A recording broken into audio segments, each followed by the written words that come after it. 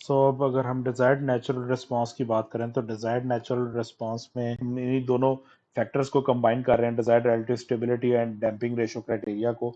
So finally we will get this region. So ये जो grey shaded region आप देख रहे हैं, now this is the best region. अगर हमारे सारे कैरेक्टरिस्टिक्स रूट्स इस रीजन के अंदर हों, बेशक वो कॉम्प्लेक्स कॉन्जुगेट पेयर्स हैं या वो रियल एक्सिस के ऊपर रिपीटेड रूट्स हैं, ओके, या वो सिंगल रूट्स हों, वो सारे के सारे इस ग्रे एरिया में लाई करते हैं. So then they are basically under best desired relative stability and having best damping ratio. Okay, so damping ratio जो बाउंड हमारे पास damping ratio का है 0.707 का, तो उसके अंदर अंदर ये सारे रहेंगे. सो बेसिकली यहाँ पे इन सारी जगहों पे ग्रे एरिया के अंदर जो है वो करेक्टरिस्टिक्स रूट्स आने का मतलब है कि now the relative stability will is A units.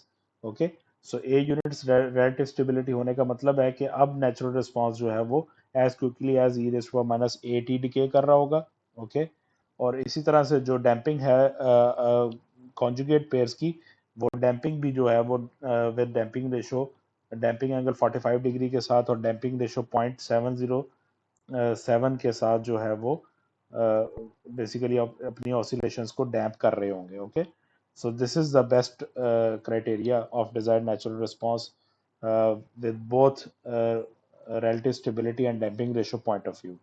Means के स्पीड ऑफ रिस्पांस भी इसमें बेस्ट है और ऑसिलेशंस जो हैं वो भी इसमें क्विकली डैम्प हो रही हैं. Okay, so this is the required desired natural response. तो जब भी हम ट्रैकिंग सिस्टम डिजाइन करेंगे तो हम ये बेसिकली दो बाउंड्स डिफाइन करेंगे कि what should be the minimum damping angle minimum हम क्या रखें और मिनिमम रिलेटिव स्टेबिलिटी क्या होनी चाहिए for our system to respond best. So इन दो फैक्टर्स को जब हम अपने सिस्टम के लिए बेस्ट डिफाइन करके फाइंड आउट कर लेते हैं, तो then we will start designing the system. And in this case we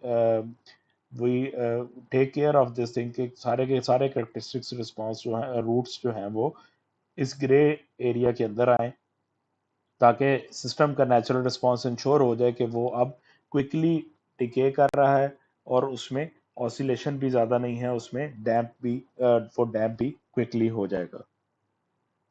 So these are the problems in which you have to basically find out relative stability, and also you have to determine damping ratios if any complex conjugate pairs are present in characteristics roots. So transfer functions आपको given है and you just only have to see the characteristics polynomial. तो characteristics polynomial के roots आप find out करेंगे इसमें कि इनके roots कहाँ कहाँ lie करते हैं. So जो nearest roots होंगे imaginary axis के, वो बेशक वो कॉन्जुगेट पेयर्स हों या वो सिंगल पेयर हो, so that distance defines basically relative stability. So ये रिलेटिव स्टेबिलिटी इस तरह से निकलेगी. और अगर आपके पास रिपीटेड रूट्स हैं तो रिपीटेड रूट्स के केस में आप जो सा वो उनकी डैम्पिंग रेशो फाइंड आउट करेंगे. ओके, सो ये इस तरह से आप जो है वो लेके चलेंगे. सो यहाँ पे आंसर में सिर्फ 3 दिया हुआ है, so that means it is relative stability 3.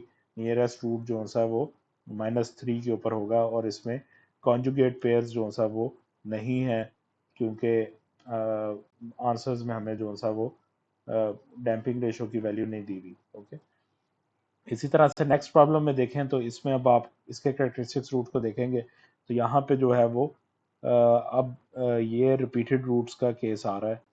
ठीक है, यहाँ पे जो सा वो रिपीटेड रूट्स का केस होगा, तो और ये कॉन्जुगेट पेयर्स भी होंगे. सो कॉन्जुगेट पेयर्स होने की वजह से इनकी डैम्पिंग रेशो कोई निकल रही है विच इज 0.47, और इनकी जो नियरेस्ट रूट बनेगा रिलेटिव स्टेबिलिटी वो 1.5 सेकेंड्स होगी. सो इस तरह से आप जो है वो फैक्टर्स को फाइंड आउट करेंगे. तो थर्ड प्रॉब्लम के अंदर देखें तो कैरेक्टरिस्टिक रूट में यहाँ पे हमारे पास दो कॉन्जुगेट पेयर्स आएंगे. एक ये कॉन्जुगेट पेयर होगा और एक कोई और कॉन्जुगेट पेयर भी एग्जिस्ट कर रहा होगा, क्योंकि यहाँ पे हमें दो डैम्पिंग रेशियोज की वैल्यू दी हुई है. सो आप एक कैरेक्टरिस्टिक रूट्स को निकालें और कैरेक्टरिस्टिक रूट को निकालने के बाद जो है वो देखेंगे कितने कॉन्जुगेट पेयर्स हैं और उन कॉन्जुगेट पेयर्स की डैम्पिंग रेशियोज को फाइंड आउट कर लें. ओके, और इन्हीं के अंदर जो नियरेस्ट होगा इमेजिनरी एक्सिस से सो आइए के जो नियरेस्ट रूट है उसका जो एक्स डिस्टेंस होगा that is relative stability which will be 0.5. Okay, so that is relative stability distance. And same scenario में आप जो सा वो फोर्थ प्रॉब्लम को भी सॉल्व करेंगे.